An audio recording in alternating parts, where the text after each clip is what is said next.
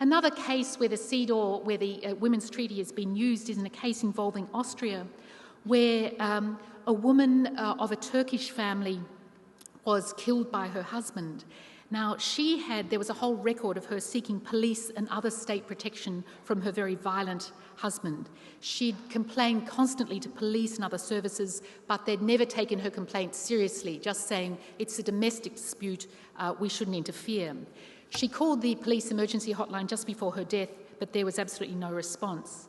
Now, finally, she tragically died, but again, a group of women's NGOs in Austria decided to take this case to the UN committee and say, look, Austria simply isn't living up to its obligations under this treaty. Austria came along to the committee and said, no, we're doing very well. We have beautiful laws here, absolutely fantastic domestic violence laws. We have many programs. We've done our best here. But the CEDAW committee said, well, it's all very well to have beautiful-looking laws, but it's not good enough that they're not properly enforced, that there was an absolute failure by the Austrian authorities, the police, the public prosecutor, who hadn't done anything about it. And again, this has resulted in changes in Austrian procedure in these cases. So that's another way that the treaty can actually affect women's lives. And the final example I want to give is that the Women's Convention, if countries are party to it, can act as a pressure on those governments to look at their laws that discriminate against women and begin to change them. Every country who accepts the Women's Treaty has to report to the UN Committee every 4 years, and this allows international scrutiny that can sometimes result in quite significant law reform.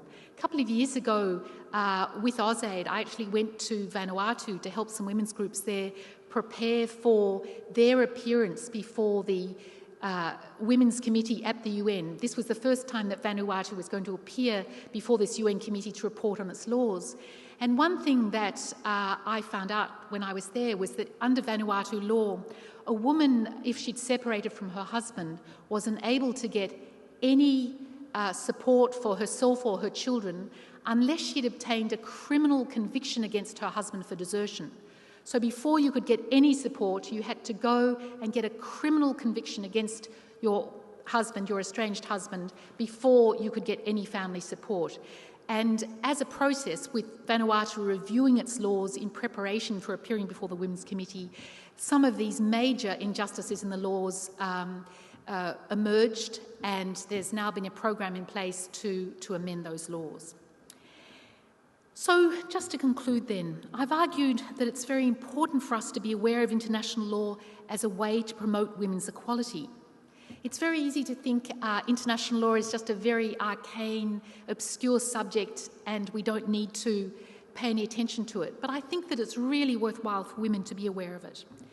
Although women's human rights laws are often written up as fine statements with no substance, I think they can be used in quite practical ways, as a basis for national legal standards on women's equality, as a way of bringing international attention to failures of law and policy affecting women, and in providing pressure on governments who've accepted them to continually improve their performance. Well, what can we do here in Australia to make the most of international law? And I just want to end up with 2 suggestions. First of all, I think that we should all insist that our own government lives up to its commitments under the Women's Convention. It should remove the exemptions in the Sex Discrimination Act from the prohibition on sex discrimination, and it should also move quickly to take away Australia's reservation to the treaty.